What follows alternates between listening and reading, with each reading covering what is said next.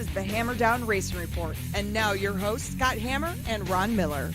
Welcome, race fans, to the Hammer Down Racing Report for Thursday, November 10th, show number 256. And happy anniversary, Oh, Scott. I forgot. Oh, there we go. Happy anniversary. Thanks. Yeah. 10 years ago today, I got my very first race car. Pretty amazing. Yeah. Doesn't seem like it could be that long. No. Actually, seems longer, but Yeah. we'll go with it.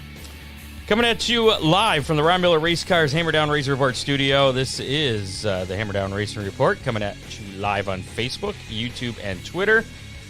And I had some updated podcast numbers. Really? Yeah, the people down in Australia were not. We didn't chart this week in Australia, but we are charting in Canada now. Well, okay. Number 152 Well, in the leisure automotive category. Australia on has iTunes or Apple Podcasts. Australia has gone live with their racing. It's the beginning of their race season, so they're watching what's going on down under now. I guess maybe we'll have to get some down under racers on. Yeah. Yeah. Not like we've never done that before. No, not at all. Tonight on the show, we'll be speaking with some Flat Rock track champions this week, or this year.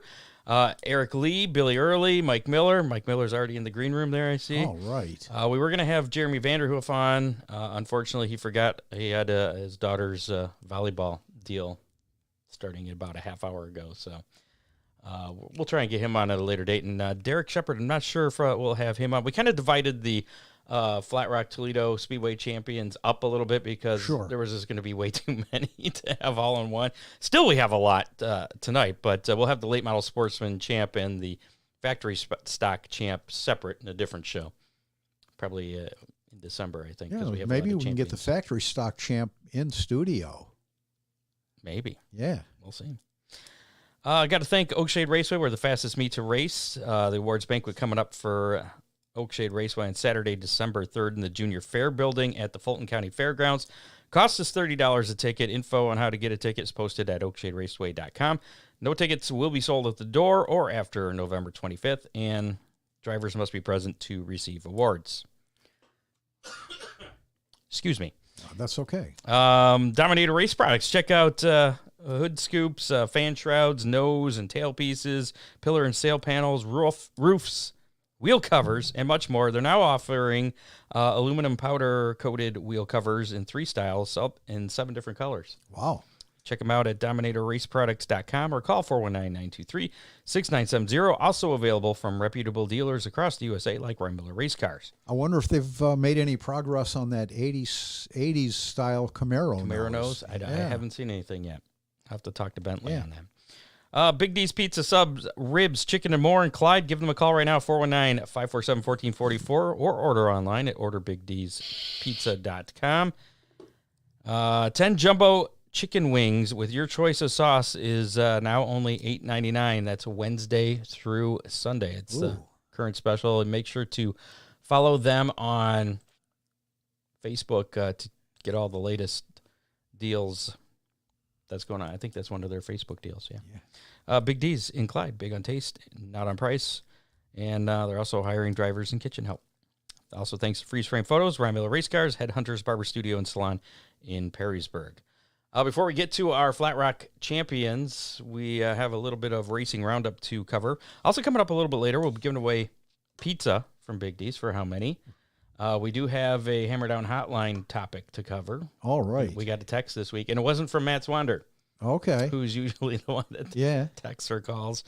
So we'll talk about that. It's a tech question, actually. Did we have any response on our Twitter poll about... Oh, yes. Yes, we did. Ooh, okay. And I forgot to look at the final results, but I believe they were heavily in favor of NASCAR not enforcing a rule for the Hail Melon move that Ross Chastain did. I'm pulling up the results here. There's us. There it is. 11% said, yes, there should be a rule, and 89% said no. Really? Yeah. Is that surprising to you? Well, really it is. I don't know. You probably watch Facebook as much as I do, and some of the folks were pretty vocal that it doesn't have a place in NASCAR. All right. I mean, if you're on a dirt track and there's a cushion, it's fine, but That's a little bit different, though. Yeah, that wall. That's not going to hold you like the wall will. Yeah, 60 miles an hour faster than you've ever gone there. So, yeah. And you notice he didn't use that move on Sunday in the championship. No, race. I was watching the race and looking at the wall, and I thought, ain't no way he's going to do that. Was it somebody pointed out, I think it was Dale Jr., that the wall at the end of the back stretch, I guess, which used to be the front stretch, it juts out. Right. So if you tried to get up into the wall, there's that little gap there. You'd actually then smash into it. You can't really ride it all the way around. Well, and then coming out, there's a little kick. Is there? Yeah. It just didn't look racer friendly. Well, he didn't try it. He also said he had almost blacked out or something from the G-forces going around the corner. Oh, I'll bet. Fun times. Oh, and Dean's asking about a picture that he texted me earlier today. There it is, yeah. This is a place near and dear to your heart that now says content unavailable. So apparently I'm not going to show it to you. Nope. Was that the aerial view? Yes. Of Larry Reese had Speedway. a picture down Millstream Speedway from today, I believe it was, as a matter of fact. And that's what it said, but boy, I mean, all I got's the little preview that the grass you can't really. The grass looked nicely mowed, and the track looked like it could use some water. But you can't see anything in that. But yeah, if I think Larry Reese has a page. If you're friends with Larry Reese, you should be able to see that. Yeah. But yeah, there's weeds growing up, and it just looks deserted. It's sad. It made me sad. That's what I really responded sad. to Dean. I'm like, man, that's sad. Hopefully, I haven't. As far as I've heard, there's just been no movement with that facility at all. I don't know if you've heard anything. I have, and you're correct. Okay. Unfortunately. I wish I was not correct. Scott Warner has a couple of body panels over at the car or at the shop for me to build for his race car. So, yeah. He's still listed as the contact guy on the Millstream Speedway website. Anywho. Some racing roundup from this past weekend. Not much going on. A couple of World of Outlaw deals and the NASCAR series wrapping up things. We'll start with the World Finals at Charlotte Friday night. Donnie Schatz getting the World of Outlaw NOS Energy Drink Sprint Cars feature win. And then Saturday night, Donnie Schatz again picking up the victory. Brad Sweet crowned World of Outlaw champion for 2022. In Case Construction Late Model Series action, Tanner English picked up the win a week ago, last Thursday night. And then Superman, Jonathan Davenport, another win for him. It's a big surprise there. Yeah, Dennis Erb had already wrapped the championship up for that series this year, too. So, and his crew chief was named crew chief of the year. Was he? I did not know. She. Yes. Who's she? I can't remember her name, Scott, but she's been his crew chief. As a crew chief, no, strictly a platonic relationship. I know how that goes. And she was named, I think it's the first time that any crew chief was named twice. This was her second time. Interesting. Yeah. So there you go, ladies. You too can be a crew chief. Or a driver for that matter. Heather Lynn. Thank you, Doug. Other action, NASCAR action Friday night in the Truck Series, Zane Smith, and actually all the winners in the NASCAR 3 top-tier series were also the champions. Really? Yes. So Zane Smith picked up the win in the championship in the Lucas Oil 150. All these at Phoenix over the weekend. Ty Gibbs, a pretty dramatic weekend for him. Yeah. I hate to hate on him because he did have such a bad deal. We'll talk about that a little bit later. But he picked up the win in the Xfinity Series on Saturday night and the championship. And then Joey Logano He stunk up the race. Yeah, Scott. it wasn't the most exciting race. Yeah, I don't like Phoenix being the championship. It was a Joey Logano show all day long. Yeah, he picked up the win. No drama. First time in Team Penske history that team owner Roger Penske has won the NASCAR Cup Series title and the NTT IndyCar Series championship in the same season. Doubleheader. Yeah, so congratulations both, to Team yeah. Penske. I'm not sure where that's going in the future, but yeah. So we got about 4 minutes before we get to our Flat Rock champions. And I didn't have as much of a racing roundup as I had originally thought. So pay a few more bills here real quick. Contact Freeze Frame Photos for all your racing photo needs, from action shots to victory lane. Now is a great time to order custom gift items for your sponsors. If you can think of it, they can do it. Call Charlie at 419-476-9978. Freeze Frame Photos, special moments frozen in time. And, of course, Romular Race Cars. 734-856-7223 for race cars, parts, safety equipment, service, rear end seals. Yeah. Everything a racer needs. Any progress on the Oakshade Hall of Fame deal? Nothing yet. Oh, I drove by Oakshade this past weekend. Yeah, And there were some piles of dirt and some heavy equipment on the track. So pretty exciting stuff going on out there. Did you see Dean Henry made a post on our page? Did you guys see that Rico, that would be Rico Abreu, testing in a late model? Owner is Ohio-based. Huh. Who could that possibly be? It couldn't be Mr. Moran's former car owner. Ty Torog? Yeah. Maybe. Rico Would that be cool model? or what?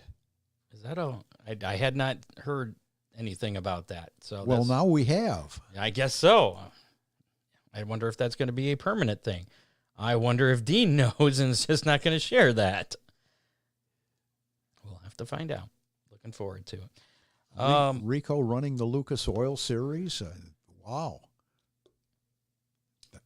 Is Ty Torre going to be running the Lucas Oil Series this year? I don't know. Might have to get a hold of Dean and get Ty on the show. Yeah. I know we've talked about it before. We'll see. Or Rico. Or both, yeah. It looks like we have our champions here, at least three of them. So how about we switch gears a little bit, so to speak, and bring in our Flat Rock 2002 champions. Sounds great. Let's see. Mike was here first, so we'll bring him in first. Well, we can bring all three of them in. No reason to leave them in the green room. They might have something to say. Well, Mike Miller, your street stock B main champion, and then we got Bill Early, our figure eight champion. Oh, he is on camera. All right. And then Hey, Bill. Hello.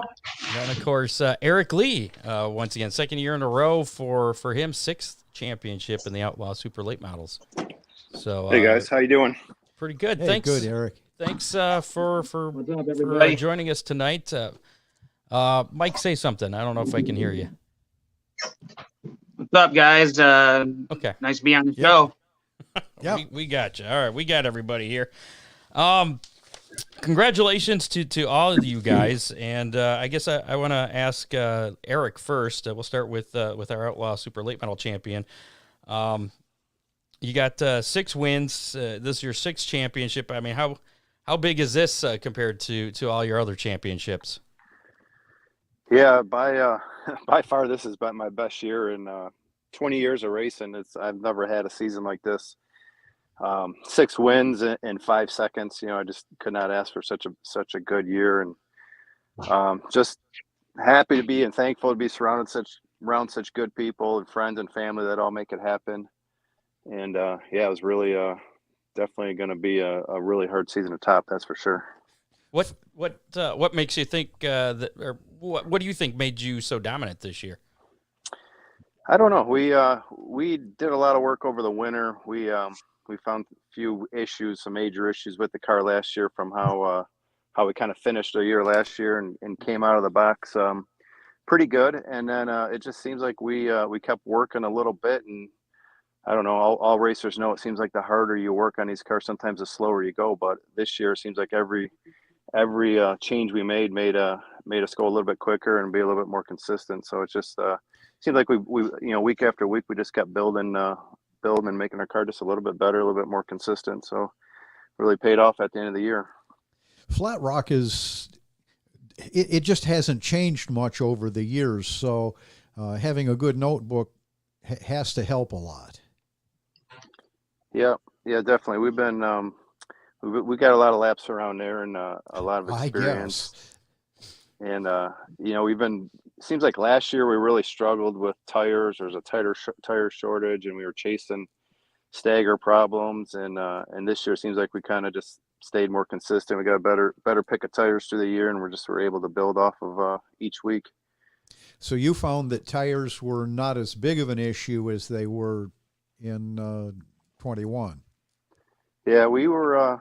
It seemed like last year we were just chasing different tire sizes way more than we were this year, and I think that helped. This kept us a little bit more consistent every week. Now I saw online you were selling a CRA car. Are you getting out of that, or? No, we're just trying to downsize. I got we have 2 CRA cars, and I really don't race that series much anymore. And we have 2 outlaw cars, so we're just trying to free some room up in the shop. Really. Are you focusing more on the Flat Rock Outlaw then? Yeah, we have been. I'd like to race a couple. I just see there's a few big CRA races in Michigan. Owasso's having some next year, some Jegs race. So we might dabble a little bit more in it next year. I saw that there's some pretty good paying outlaw races that are on the schedule for next year already. So any thoughts of traveling a bit? Yeah, definitely. We got a new car that we really haven't raced at all last year, so I'd like to get that car out on some bigger tracks. Definitely like Owasso. Owasso is one of my favorite tracks to race on. They just got done repaving it, and they got some really big money shows there that will definitely be worthwhile checking out. Any one of the 6 wins from this year stand out more than any of the others? It felt good to win championship night, just to kind of bring it all together. The last race, I had to pass a few cars and felt like we put on a good performance that night. Still trying to get that Stan Yee 150. We finished second this year, and I feel like we're gaining on Burraker, but still not quite there. So really, that's the goal, to try to get the 150 or get the 100 lapper next year. I was watching the History Mystery Man, Don Radeball. I guess he was there at the Stan Yee race, and you were talking to him. I guess you work for Ford in the electric motors or something. I do, yeah. I'm launching. I've been in powertrain for 23 years, and I'm just the last 2 years been launching the electric motors that are in the new Lightning F-150 trucks. So we're that's what I do. I manage the area that produces the motors for that. And he asked you, and we've talked about this a few times on the show, about the racing industry eventually possibly getting into electric motors for racing. Ron frowns upon that greatly. I mean, what are your thoughts? Yeah, I don't know if it'll ever get down to like the grassroots racing level. Okay. Maybe someday. I mean, I know they're Formula E's. Formula One's got a Formula E division, and these motors are really, they're so simple. Way less things to break in them, way less things to go wrong. So I don't know if it would be it wouldn't be a bad thing. The amount of torque and power these things create is just unreal for how small of a package you can put them in. So it would be exciting. I know, exciting race car to drive, that's for sure. So would you be for having an all electric Outlaw super late model class at Flat Rock then? I mean, I think it would be cool one day. I don't know if I'll make it that long to see it, but I think it'd be cool to see. All right, fair enough. What do you think, Bill, Mike? You think that'd be a good show? I like the noise. I like the noise. That seems to be the biggest thing. And I saw, what is it, the Charger the Dodge was making, where it was going to have a sound effect. Yeah. That's why I haul them trucks. out of Dearborn. So, yeah. Okay, yeah. Gotcha. Yeah, that's where we ship everything over the Yeah. Ref C plant over there. The noise and the smell of race fuel you got to have with a race car, right? Well, it kind of helps too. Well, you guys have mirrors, don't you? Who? The outlaw car, you're allowed to run a mirror, yes. Okay. Yeah, we're not. You're not okay. I don't use them. All right. Well, I know on the dirt we're not allowed to have mirrors, so the only way we can tell if somebody's behind us is being able to hear them. Where that's going to be an issue if it's an electric car. You're not going to be able to know. Yeah, it'll be so quiet you'll be able to hear the tires squeal. Oh, all right, fair enough. Bill, is this your sixth figure eight championship again? And you had 3 wins this season. Pretty good year for you. We talked to you back in July, and you closed the deal. So congratulations. Yes, thank you. It was fun, but I do have a bone to pick with you. The last time I talked to you. Uh-oh. You said everybody wins the following week. That was the worst night I had all year. Well, yeah, I was going to mention that. That was a big letdown, Billy. Yes, it was. That whole night I was thinking of you. I ain't gonna tell you what I was calling you, but we got in your head the wrong way. What happened? Had brake issues. Well, you must have gotten your mojo back.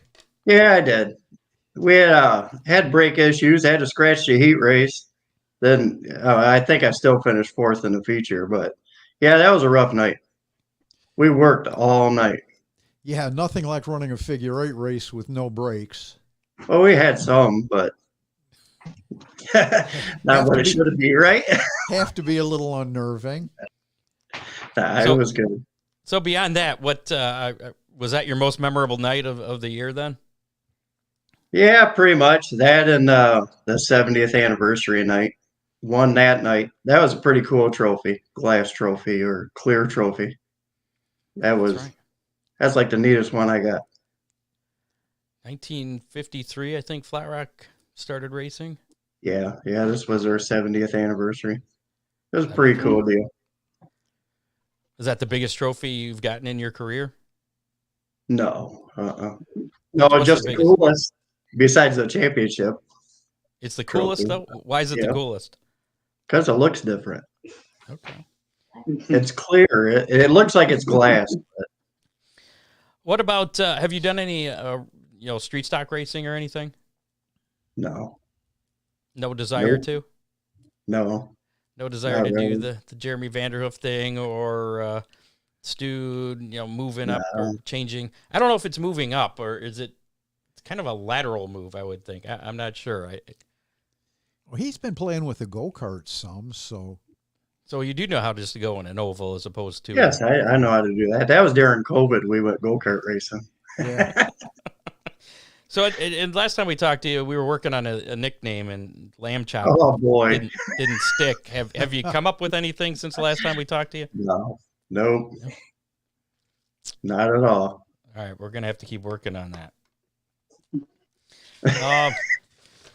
Mr. Mike Miller, our Street Stock B champion, your first ever championship. Congratulations.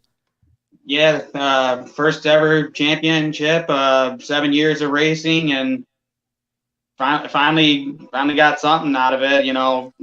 Even though second year in street stock and finished second last year in B main points and come back and win the championship the next year. I mean, yeah, it's been a good first 2 years of street stock racing, but it's been a rough, I'd say 5-6 years of running factory stock down at Toledo.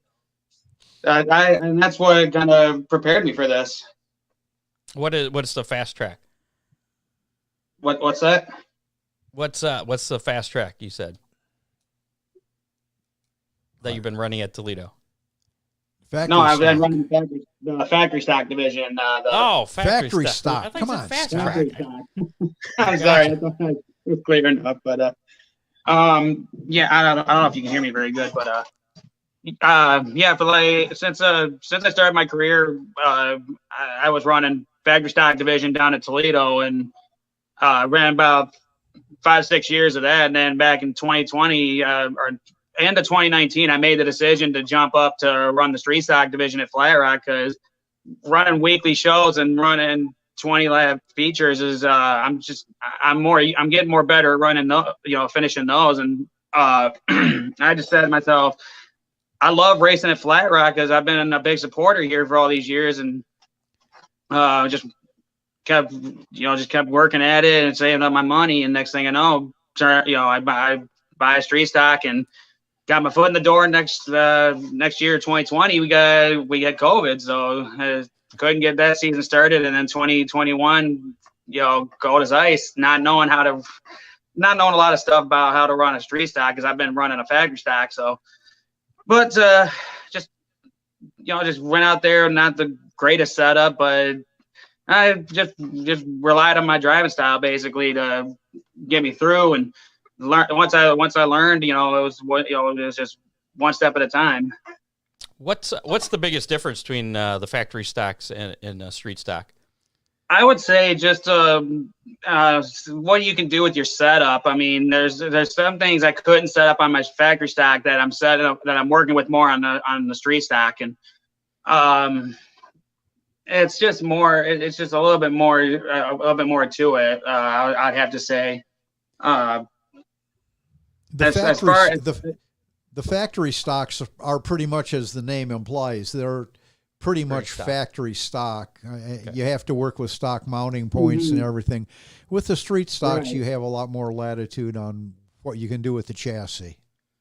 Of course. And so working with all that stuff, it was like that. I mean, that's what I consider, definitely the bigger difference in working between the two cars. No, I saw as soon as I made the move up. I mean, that's what I was going to be afraid of, was how to set the car up different than how I drove the factory. I basically just drove my street stock like my factory stock at first, and then I realized there's a lot more to it than I thought. Well, you must have figured it out. You got the B championship there, and you said you finished second last year. So I mean, I did have a lot of good stuff happen that you basically have to take advantage of when it's presented to you. You got cars moving up. It's not your competition. Some nights they would run the A main, or sometimes they wouldn't start the feature at all. And those are the moments you really got to take advantage of, and that can help you. That's what really helped me keep the point lead. And as soon as I got the point lead, I was so scared because I was like, these guys are eyeing, I got balls on my back now, and everyone's going to be coming after me, and I was just I went into every night worried that I was not either going to start the B main or I was going to, or someone was going to take me out, and I just got to say, I have a lot of fun racing with those guys because they've been at it for so long, they got more experience than I do, but to go out there and actually race with them, I mean, it was just so much fun, and I'm looking forward to more years to come running with them as long as they can go, and it's just like wow, the ladder's there, and I'm gonna try to keep going up, but for now, I mean, I might stay in street stock a few more years, and we'll just see how it goes. What are your thoughts on dirt racing? I saw that you were at the Super Stocks versus Dirt Truck event at Fremont a few weeks ago. I'm not gonna lie to you. The guy who sold me my factory stock car that I've been racing, Corey McCoy, a good buddy of mine. That's why you were there. Okay. I was a big supporter of his while he was racing at Toledo, and so he basically helped me when I was running factory stock division. He helped me out with a bunch of stuff and setups, and then fixing my car whenever I needed it, and I really appreciated him for that. He has really been trying to get me to go to dirt, and I don't know if I can do it. Everyone says there's so much, they're so different, dirt and asphalt, and I'm like, dude, come on, I'm still learning how to drive on asphalt, for crying out loud, and I just don't know if I would be able to handle dirt. I probably could. But I just don't know. I can't honestly say yes or no to that. Eric, have you ever run anything on dirt? No, one time on a go-kart oval. That was it. It was I was racing WKA when I was quite a bit younger, and we were coming home from southern Ohio somewhere, and there happened to be a dirt race on the way home, and we stopped there. Man, it was a lot of fun. I'll tell you that. But yeah, just that one time. I got a question for all you guys. We'll start with you, Eric. What is it about Flat Rock Speedway that you enjoy the most for racing there? I think it's one of the most raciest and competitive tracks that are out there. I mean, the racing in outlaw racing, you seem to get strung out a little bit, and not such tight racing. But Flat Rock, you're constantly around two abreast, three abreast, and it's just good action-packed racing every single lap. So I think it puts and it's not a horsepower track. No, not at all. It's more momentum and handling. And I think that it puts on a really good show for the fans. What about you, Bill? What do you enjoy most about Flat Rock? It's home. That's where I grew up. So I've been to a handful. I've been to a handful of racetracks, and I mean it's run pretty good. It's home. So well, as figure eight tracks go, there's a lot more room than say Toledo. Yeah. Oh yeah, yeah. It's a pretty racy track. Speaking of the figure eight, how does that compare to what is it, Corrigan Oil Speedway now? What used to be Spartan Speedway, as far as size? That's a neat racetrack. I think one straightaway is longer than the other, because I mean you get to the intersection pretty quick on one side. I mean I ran there a handful of times, but I mean when Dad was racing, we were there quite a bit. So you prefer Flat Rock then? Yeah, I like Flat. I know how to get around there. Apparently, 6 championships to prove it. No, I like it. It's a nice racetrack. Mike, what do you like best about Flat Rock? Same thing he said. I mean, it's just close to home. I don't have to go far to go to it. And as far as racing at other tracks go, it's a track that I'm starting to get more in tune with.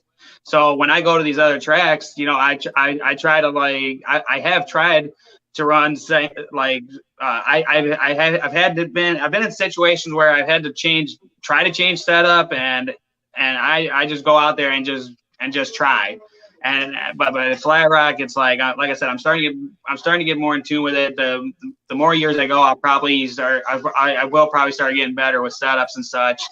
But anywhere else I've tried to go, it's like, can I run the same? Can I run in the same, or what do I have to change to run there? It's like that's just kind of the thing about it. Like if I go to other tracks in the state of Michigan and I try to run the same setup, it's like, no, this ain't right. And I'm like, I'm here in the pits, I'm like, what am I doing wrong? Like, what do I need to do to make this car better? I sometimes I just like crack under pressure. It's like, so that's basically what I say. And I just love the racing at Flat Rock. It's been competitive, hands down. And when I started out running in, like I said, I started out in the factory stock division, but I've also been running the 250 lap enduro races at Flat Rock. And the competition is just so fierce out there. You know who you're running with, but you don't know what they're going to do half the time you're running with them. And that's just like, either you're ready for it or you're not. And when you're not, then you're like, you change your mindset of how to race them. So I kind of like that about some of the people I race with, and them guys are just so friendly. And I've grown to be like so. They're all good people. I just love them to death, and I just love having them. And I don't have a lot of help at the track, but I still go to them in case I need anything, and they're there to help me. So that's one thing I just love about running at Flat Rock. It's just like I said, track's been in my life for a long time, and that's all I can say about it. Just good action all around and good people. That's all I gotta say. So Eric, if we asked either Mike or Bill, Flat Rock or Toledo, I'm pretty sure they'd both say Flat Rock. How about you, Flat Rock or Toledo? Yeah, definitely Flat Rock for me. It's been All right. it's been a few years since I've been at Toledo. Toledo's a lot of fun too. It's just I don't know. I've had bad luck there. I've It's a whole broken different motors deal. and yeah, it's just hard on your equipment. Can you run the same car at Toledo? I mean, I can only imagine you got to make a ton of changes to be able to run the half mile. Oh yeah, you can run the same car. Obviously you're going to need to use all the motor that you can get. And then but yeah, some. same car, similar setups. Yep. Okay, fair enough. Now you say Flat Rock is your home track. Eric, I believe you're from Macomb or Mount Clemens area. Yeah, I'm from Macomb. Okay, Bill, where are you from? Monroe. Monroe. Okay, so you're close. Mike, what's your hometown? Hello, Mike. What's your hometown? Oh, I'm in Lincoln Park. I'm close to. So you're close too. Oh yeah, just 25 minutes down the road, and I'm at the track. That's what like I said. Not so far to get there. So back to you, Eric. Actually, this one's for all you guys too. Do you think that the Hail Melon move that Ross Chastain made at Martinsville, is that even an option at a track like Flat Rock? Well, I mean, I'd like to see Mike try it. Mike, how do you feel about that? No way. I don't think I could do that. I mean, it's probably expensive, I'm guessing. I don't think it could be done. So I think nobody's tried it. I wouldn't have a chance of pulling it off. And it probably is not going to work on the figure 8 track. No, that'll hurt a little. That will hurt. It'll take a little bit to recover from. So what is everybody's plans? It was a bold move. It was a bold move. You know, you got to do what you got to do to make it to the championship round. And I gotta say, it was pretty crazy of him to think that would work. And he made a believer out of so many people. You know, yeah. So Eric, you're running second in the 150 at Flat Rock. Any thoughts of doing something like that? I mean, it's just a little bit of aluminum, maybe. Well, that's going to be suspension too, I think. I'd take second place. These cars Okay. are too fragile and too much time invested fixing. I mean, you said you really wanted to win that race. So I just thought I'd throw that out there. Ron's just asking how badly you want to win that race. Right. So we kind of touched on this. It sounds like everybody's plans for next year are kind of the status quo. Eric, you running for a 7th championship next year then? Yeah, I don't know. Flat Rock, it's just really expensive to race there, and like we talked about before, there's a lot of big races in Michigan, not that far away. So we haven't decided yet. It's not out of the question, but we're right now we're kind of leaving it open right now. All right, Bill, you going for the 7th championship?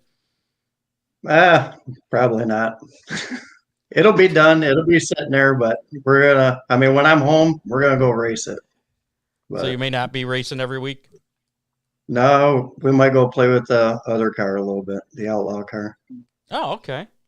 That's all right. Did you run any other outlaw races since we last spoke? Just Paynesville. I think that was right before we spoke. Trying to think. I think that was right after. I don't. Or no, it was right before. Yeah, because we talked about that. So, all right. So we're gonna go play with that a little bit. Then when I'm home, we're gonna be at Flat Rock. Plan on hitting Indy at all? That's in the plan. Oh boy! Yep. Starts out in February. Oh wow! Yeah. Is the outlaw ready to go right now? Yeah, just kind of go through it and do the last minute things. We're gonna go, back down to Florida in February. Go play down there for a weekend. All right, Mike, you going for a 2nd championship in the Street Stock Bs?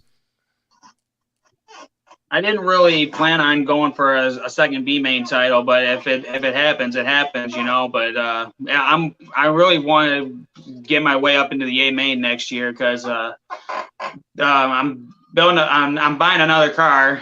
I'm buying a new car for next year, and looking at it as possibly running back or mid pack of the A main just to see what that's like. You know, it's running B mains like I said, last 2 years. I would feel like I'm ready to move up now. That was the intention this year, but after first couple races and then landing myself in the point lead, I was like, well, let's stick it out and just go for it, you know. And then everyone was got behind me, said you should go for it, you know, you go chase that title. And I said, all right, we'll see what happens. And like I said, I just started picking every week, you know, every race, and I was like, we got to do what we got to do to keep this title lead. So whatever happens, just we got to make sure we're here, and we got to make sure we start. So next year, like I said, this new car I'm buying, we'll try to be more in the A main. So whatever points we get, A or B, whatever happens at the end, what we get is what we get. Is how I'm looking at it. All right, sounds good. I got one last question for all you guys before we let you go here. Are you guys actually two questions because the first part goes into the second part. Are you guys familiar with what a Reliant Robin is as far as it's a vehicle? It's one of those 3-wheel vehicles. It's got like one front wheel. Mm-hmm. No, not really. All right, good. Well, that's going to make this the second question even more fun then. Okay. Between you three, we're going to put you in, if we put you in equally prepared Reliant Robins, they're like tiny little station wagons with they're 3-wheel vehicles, 2 wheels in the back, 1 in the front, so they kind of tip over real easy if you turn real quick. I know which one you're talking about. So you each have equally prepared ones, like an IROC of Reliant Robins. 8-lap race at Eldora Speedway on the dirt. So something you guys aren't super familiar with. Who's going to win that race? Will it be Eric? Would it be Bill? Or would it be Mike? Eric, what are your thoughts? These guys are better drivers than me. Definitely won't be me. Definitely Mike. I mean, he doesn't get the nickname Mayhem Mike for nothing. So I think he could wheel that thing to victory lane. You think we can get him to do the Chastain move with that thing? You might be able to. Eldora. That'd be the only way not to roll over. That'd be the only way not to roll over, right? Yeah. Probably, yeah. See, Bill's thinking. Yeah. So why do they call you Mayhem, Mike? And do you think that you would be the winner? That nickname came from Tom O'Leary. I crewed for them for many years, and I asked to borrow one of their cars to do a fun race at Toledo, and then the nickname was painted on the car, and I was like, "That's it. We're sticking with that. That is going to be my nickname from here on out." And to answer your question, I don't know. I don't think I could do that. I mean, I could drive it, sure, but I don't think I could win that race. I mean, that'd be a tough thing to do. Right. Before we let you guys go, any sponsors you need to thank? Eric, we'll start with you.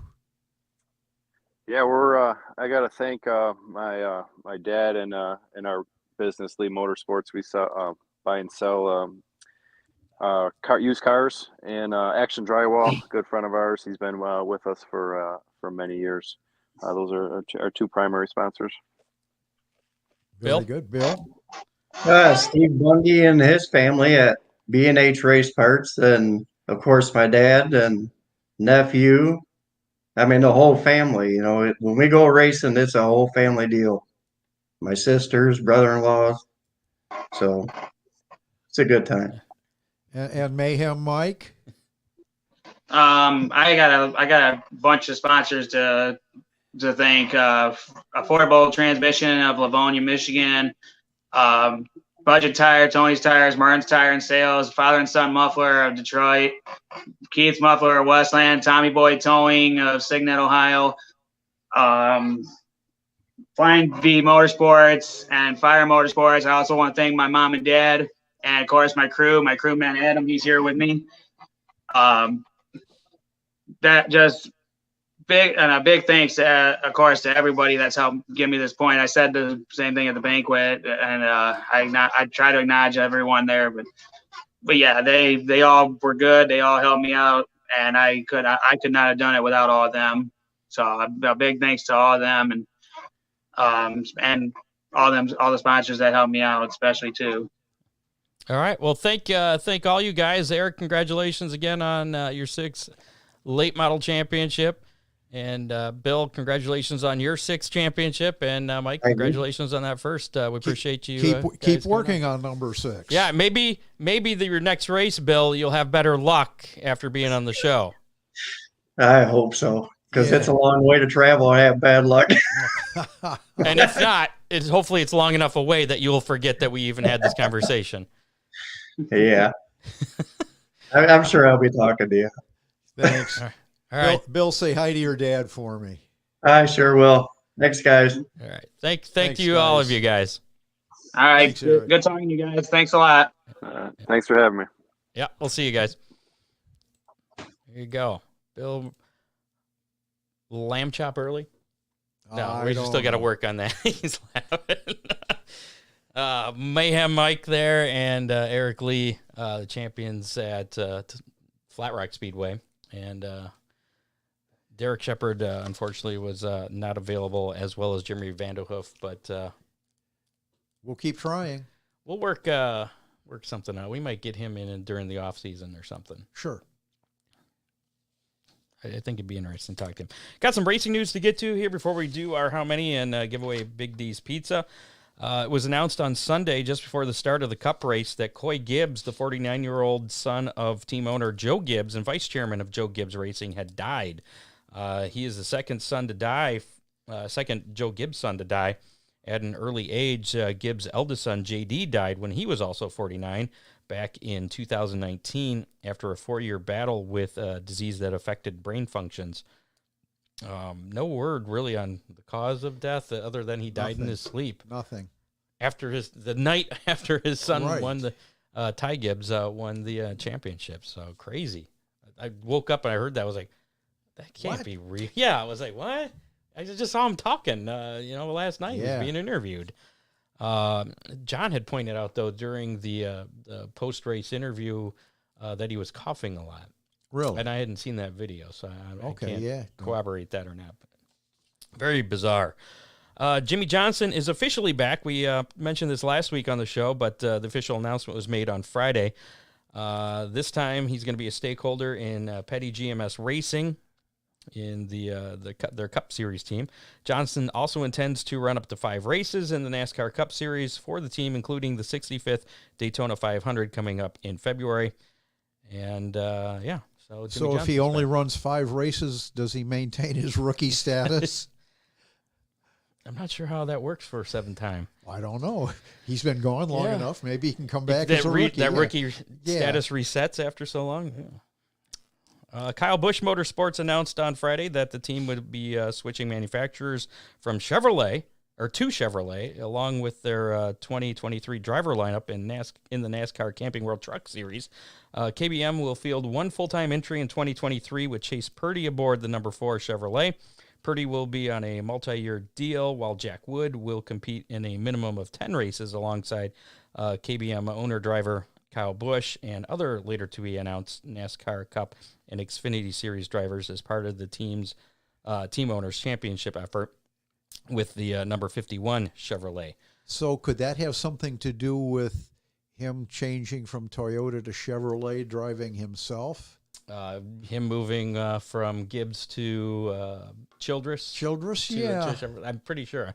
I thought this was already. I didn't realize this wasn't news until I read them. I was like, "Oh, there's an official announcement." What okay, a coincidence, right? Yeah. I thought that he was already switching, but apparently this was the official announcement there. Additionally, KBM has formed a technical alliance to support Rev Racing's expansion into the truck series with 2022 ARCA Menard Series champion Nick Sanchez, who we had on the show a couple weeks ago, about a month ago. That's news. That's pretty cool. Yeah. Toledo Speedway announced a big doubleheader event for 2023 set for Saturday night, June 17th. The 500 Sprint Car Tour and Midwest Modified Tour will each compete, with action also scheduled for the Toledo Speedway ARCA Late Model Sportsman and ARCA Factory Stock classes. The Midwest Modified Tour will also be in action at Flat Rock Speedway as part of the Joy Fair Memorial on May 27th. Don't the Midwest Mods also race at Sandusky a couple of times? I don't know if that, I think that's a different series. Is it? Okay. I'm pretty sure it is, but I could be wrong. But I don't think the sprint cars have been at Toledo Speedway. No, it's been a while. Yeah. Wasn't it the fastest show on Earth or whatever it was? Yeah, well, and that was the they were paired modifieds? up with the super mods. Yeah. Yes. So that ought to be pretty cool.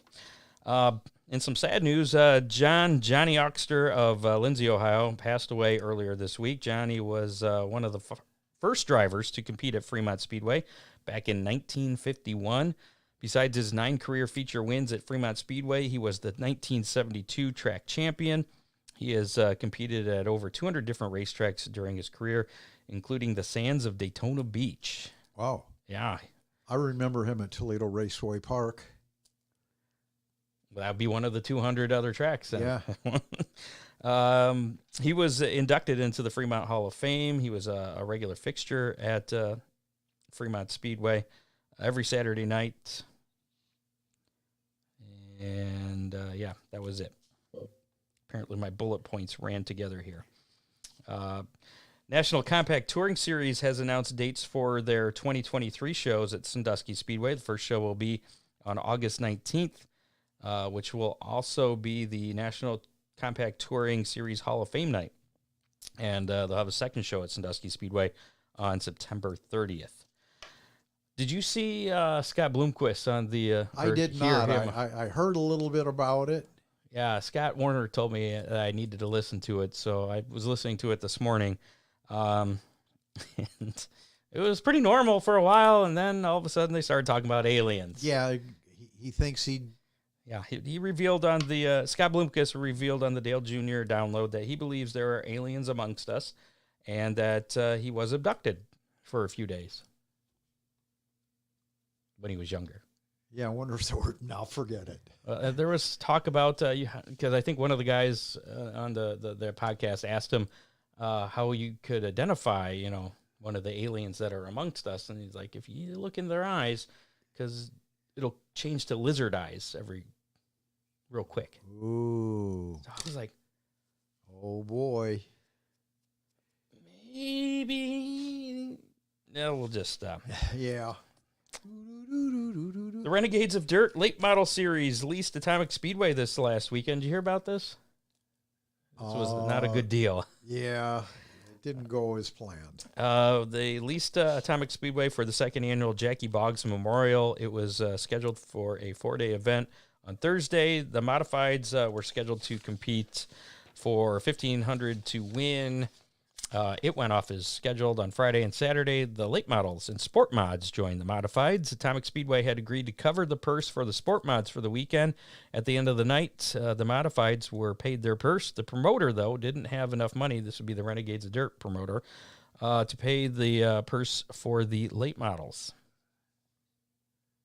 Atomic Speedway eventually came forward and covered the $4,000 to win purse.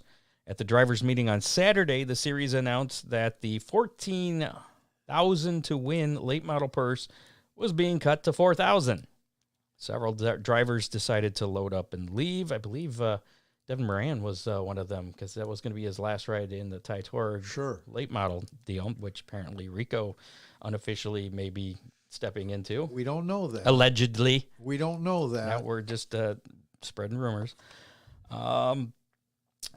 When the crowd found out that they had cut that purse, some became irate and took it out on Atomic Speedway's employees who were there running, even though the event was being promoted by the Renegades Dirt Series. So it was unfortunate because the employees had nothing to do with it. Sunday's event was canceled. Charlie Vest, the owner of Atomic Speedway, posted a letter of apology to the fans and his employees for the bad situation they were put into. It's kind of an interesting thing. I mean, is it a good thing for tracks to lease things out to other promoters? Because if they mess things up, it makes that track you can look sure bad. wind up with egg on your face. Yeah, it's kind of a risk, I guess. Yeah, I mean, it works. It's not. It doesn't always happen. I mean, I-96 and Barry Miles or Marlowe of the GLSS series has demonstrated that it worked out great. So I've got to believe that if the folks at Atomic do lease it out again, they will take care of the purse by being paid in advance. In advance, yeah. Yeah. Corey Scott announced that her dad, Larry Scott, do you remember Larry? I know Larry very well. Knew him. He has been accepted into the next class of inductees at the Fremont Speedway Hall of Fame. Ceremony will be held in June. That's pretty cool. That was pretty cool. I remember watching Larry Scott race. Ooh, you're old. I am old. Established in 1978, the Ohio Indoor Series has raced at many venues, including Marion, Sycamore, Putnam County, Sandusky, Rumble venues, Indianapolis, Fremont, etc. But its claim to fame has been the Hog Barn at the Ohio State Fairgrounds. Sadly, that era is coming to an end. Only two events remain. Saturday, December 10th. We'll have an event there, and then the final event will be the reunion on February 17th and 18th. I wonder why it is. I was looking for the why, and I didn't see the why. Oh, why? Just that it was. Oh. So I've heard a lot of our go-kart guys that were talking about the Hog Barn. The Hog Barn. And quarter midgets, too. Yeah. So, I guess if you want to check that out, you have two opportunities left. The first one coming up on Saturday, December 12th. I'm not sure what the reunion is as far as what kind of racing is going to be going on at that event, but I guess we'll have to wait and see. Yeah. Talk to Larry. How many? Sponsored by Big D's. Last week's How Many was what position will the Cup champion finish in? And guess what? He won the race, so he finished in P1. I guessed 2. You guessed 3. You were more pessimistic than me. I was. We did have a tie. We had 3 of our listeners guessed position number 1, and that would be Doug Frost, John Young, and Dean Henry, who happens to own Big D's Pizza. And just for the heck of it, we decided to put those names on the Big D's Pizza wheel, and we're going to spin that pizza wheel to find out who's going to win that pizza. So, share the Big D's Pizza wheel here. Yeah, that did work. Okay. Here we go. For a Big D's Pizza. Anything but yellow. Anything but yellow. Anything but yellow. Oh. John Young, he never wins. No, he hasn't won for a while. A little bit of a drought. So, congratulations to John Young. He will pick up another Big D's Pizza. And 30 days to claim that. And when he goes over and claims his pizza, he always brings some back. If he wins. It. Yeah, that's a good deal. John, I'll take some of those the pizza boats, I think, or the bread, the mozzarella boats. I might go for some wings. I might go for some pizza. I don't know. This week's How Many for a chance to win a Big D's Pizza. We're running out of events, racing related here, but I found one. So we're going with the number on the winning super late model Saturday night at the Peach State Classic in Sonoya. Did you see what they're doing down there at the track? No, I didn't. I should have brought that up there. They've covered the track with tarps. They got tires holding down all these different tarps. Right. So they got the whole entire track covered with tarps. For what purpose? Because I believe that tropical storms. Oh, that's right. Coming up there. That's right. Nicole, is it? Yeah, Nicole? Something like that. Yeah. Man, we should have had Ryan Weekman on to talk about that. So the winning number on the super late model that wins that. I don't even know who's all going to be there, but I'm going with 32. That is my number. 31. Who's 31? I don't have a clue. All right. But it's who's ever closest. Yeah, it doesn't matter. So there you go. If you want to guess or you want a chance to win that Big D's Pizza, just put your guess in our Facebook Live comments or the YouTube Live comments. Either one. Both will count. You can only guess once, and you have until, we'll say, 4 o'clock. No. just in case they cancel, then the number, if they cancel, the number is going to be 0. How about we say that? Okay. No, because that could be Scott Bloomquist.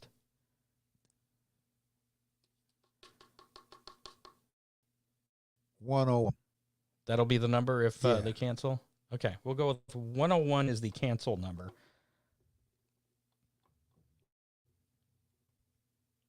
All right, we'll go with that. Just go ahead and put your number in the comments of your guess, and we'll give you till noon on Saturday to guess. Yeah. I like that. So if you're listening to us on Apple Podcasts or iHeartRadio, whatever, not listening live, you can just pull up Facebook, go to facebook.com/Hammerdown Racing Report, and put your guess in.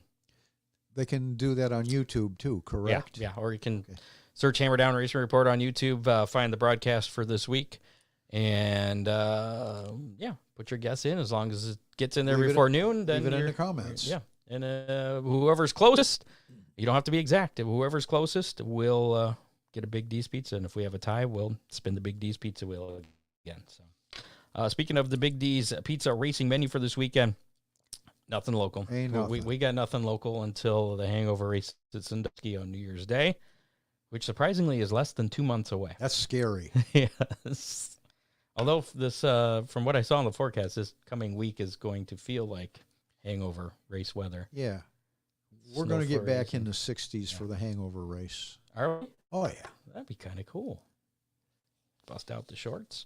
Other series action, of course, we just talked about it. The Castrol Flow Racing Night in America returns to action for its final 2 nights of the season this weekend for the Sonoya Peach State Classic at Sonoya Raceway in Georgia. It's going to be Friday and Saturday night. So there you go. Some of the year. We did have a if you'd like to leave a message or up a topic or whatever, something you want us to talk about, feel free to call the Hammer Down hotline. Leave if you have an opinion, leave it there. You can call or text 419-318-3081. That's 419-318-3081. And this week we had a text that read, how much tech is appropriate? Some tracks have very little and some go to extremes, and cites the Snowball Derby. Some pre-race, some post-race, some both. Some only winning or top finishers. What should teams expect and what should fans expect? How much do people care? Should people expect all cars should be teched the same? What are your thoughts? I think if you're going to write the rules, you better enforce them.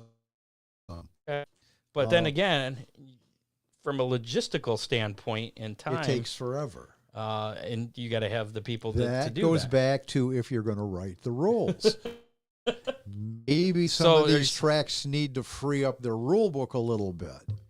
Well, that's an interesting Racing has always been innovative, and they're trying to control racing. So And that's kind of one thing that Bloomquist said before we started talking about aliens in his interview was that he could never run NASCAR because the rules were too limiting. Whereas absolutely. running the dirt late model, he's got some wiggle room where he can try new things and That's do it. different things. So that's what you think. Less rules? Yeah, I worded my answer very carefully there, Scott. Okay. Yeah. I don't know. I don't. Too many rules puts a big burden on the tech guys. That's true. It's kind of a balancing act. I don't know that there's a right answer to that. You know, why have engine rules when you can only use so much horsepower? Let them build whatever they want. You know, I'd say just be consistent. Whatever you decide to do, just be consistent with it. Apply the rules the same to everybody. enforce the safety rules. Enforce the safety rules. Yes, that's something I noticed that doesn't get checked very much. Which I'm going to need some new belts this year. Cool. Next year. Ron Miller race cars for safety equipment. Yes, especially for Christmas, and that's just around the corner. There you go. You doing the gift certificates again? Absolutely. There you go. Do all your Christmas shopping at Ron Miller Race Cars. Every racer needs a gift certificate to Ron Miller Race Cars. So do you think every car should be tech then? Yeah. After every race? Every week? And something different every week. Maybe just look for something different every week? Yeah. Okay. So that you don't know. They never check for loaded pull bars at Oakshade, so we can run them. This week we're checking for loaded pull bars. And Next week we're checking to make sure you have 4-wheel working brakes. do you think there should be something in the rules that specify if you violate what the penalty is for any violation of the rules? You go home. Just for that night, though? Yeah. Okay. Interesting. There you go. So What are your thoughts, Scott? I don't know. I'm not a tech person. I don't even know how to cheat. I mean, I have ideas, maybe, possibly, but I wouldn't even know what to look for if I was teching a car. What if they looked at your car and found something that was illegal that you didn't even know about? Then I'd yell at you or Craig. I understand. Are you still disqualified? Well, yeah. If it's against All the right. rules, I mean, All right. Okay. I didn't know if you'd ask them to disqualify. you. Yeah. Well, that wouldn't make sense. I would be running the illegal car, so I mean, obviously Yeah. that'd be the issue. But now, do you think they should tech ahead of time or after the race? Because a particular driver this year has been stripped of a couple of pretty decent sized wins due to some post race expense. One One of them had nothing to do with the car itself. That's true. It was just, well, it did because apparently the receiver didn't work. That's true. And the rules do state you must have a working receiver At all times. Yes, yeah. So I mean, but do you think that should be checked ahead of time, or then again, it's a whole? I think if timing you, thing. Scott, as far as the rules enforcement goes, I don't think you should get put into a box. As soon as you get dependable, they'll know what to do and when they can do it. Okay. What about what do you think of what is like this? They have to cross the scales, make their weight, and they do the droop roll test after the race. Do you think is that enough? Is that too much? Obviously, those are the two things that they have zeroed in on to obviously control the expense of racing. And I know there's been some consistency of how the droop rule. Yeah. So, all right. Well, all I got. That's it? Yeah. Really? He didn't offer his opinion, though. Well, maybe next week he'll come back and give us his opinion. Yeah. Let us know on the Hammer Down hotline what your opinion is. What you think is enough tech? What is not enough tech? What's that proper balance there? How often should it be teched? Or or Ron's idea there, just opening up the rules and only if there's no rules, you can't cheat. There you go. Oh, if rules, if you write the rules, you should be able to tech for it. Right. That's what you were saying. Yeah. Okay. 419-318-3081, 419-318-3081. And where can they find that number if they didn't write it down? HammerdownRacingReport.com under the contact tab. It's right there. It's right at the top. Actually, this person asked me what the number was that he could because he couldn't find it on the website. So I pulled it up just to make sure. I'm like, Hammer Down Racing Report contact. It's like the first thing it says right there. 419. HammerdownRacingReport.com. Yeah, it's also That's pretty simple. Written down here somewhere. Where the hell did I put it? Well, I don't know. Oh, there it is. 419-318-3081. So, anywho, that's it for this edition of the Hammer Down Racing Report. Thanks to associate producer Dave Kemmer, contributors Matt Swander, John Young, Doug Dock, and Bob Stazak. Make sure to like us on Facebook, follow us on Twitter at Hammer Report, or don't because Twitter's kind of a mess right now. Just leave it at that. Whether you've got your blue check mark or whether you or white check mark or gray check mark or you paid for it or you didn't. Yeah. We are the real Hammer Down Racing Report. We have no check mark, but we are actually if it's not Hammer Report at Hammer Report, it is not the real Hammer Down Racing Report. That's right. On Twitter. Follow us on YouTube. Listen to us on your favorite podcasting platform, including Apple Podcasts, Spotify, iHeartRadio. Thanks again to all you guys up there in Canada listening to us on the podcast, on Apple Podcasts. Tell your friends we do a great job. As we mentioned, check us out at HammerdownRacingReport.com. Everything you need to know right there. Thanks to Big D's, Oakshade Raceway, Romular Race Cars, Freeze Frame Photos, Dominator Race Products, Headhunters Barber Studio and Salon. And next week, I forget who we're having more champions on next week. I forget which track we're looking to. Fremont? No, we did Fremont. No, we did Lima Land. Okay. It might be Fremont, but I'm not sure. I have it all on my schedule, but I forgot to write it down in my prep here. So, Okay. just keep an eye out on our Facebook page or Twitter page, and you'll find out tell who you. it'll be on next week. Yeah, that's what I forgot to do today. I was going to reach out to next week's guests. I Well, ran out you of can time. do it tomorrow. I was busy at work today. That's it. We'll see you next Thursday, 7 o'clock, for another Champions edition of the Hammer Down Racing Report. Thanks for listening. Thanks for listening. You have been listening to the Hammer Down Racing Report, available on demand on iTunes, Google Podcasts, Spotify, or your favorite podcasting platform.